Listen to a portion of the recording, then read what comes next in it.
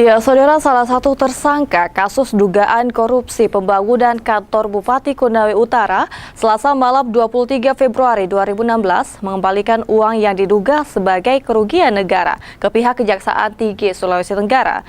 Saudara, pengembalian kerugian negara itu merupakan aturan hukum yang harus dipenuhi para tersangka sesuai dengan besaran dana temuan dari pihak BPK yang melakukan pemeriksaan dan audit.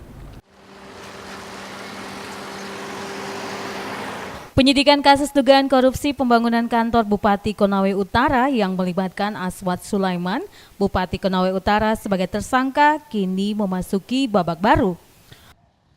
Salah satu tersangka kasus dugaan korupsi pembangunan kantor Bupati Konawe Utara mengembalikan uang yang diduga sebagai kerugian negara ke pihak Kejaksaan Tinggi Sulawesi Tenggara pada Selasa malam 23 Februari 2016.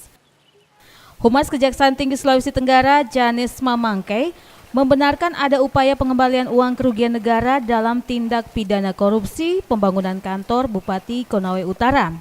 Hingga saat ini belum ada pribadi atau tersangka yang secara jelas menyerahkan uang kerugian negara itu ke pihak penyidik Kejaksaan Tinggi Sulawesi Tenggara. Namun diperkirakan uang kerugian negara yang diserahkan itu sebesar 2,3 miliar rupiah. Konawe Utara tahun 2010-2011. Itu ada tersangka siapa itu, Pak? Tersangka kan banyak. Mulai dari yang sudah terpidana kan? Siapa? Mustaqim, Alimuddin. Kemudian beberapa yang sementara bergulir di persidangan, kalian tahu.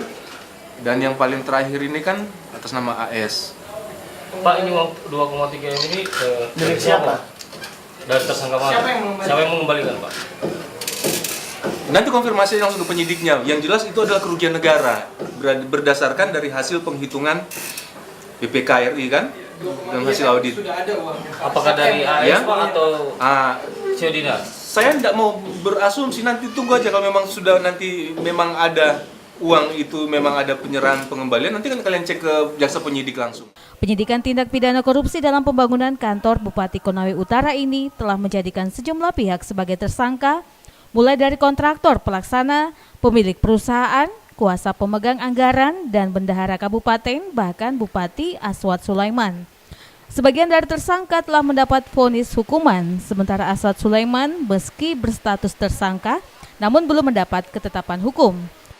Tim Liputan Kompas TV Kendari.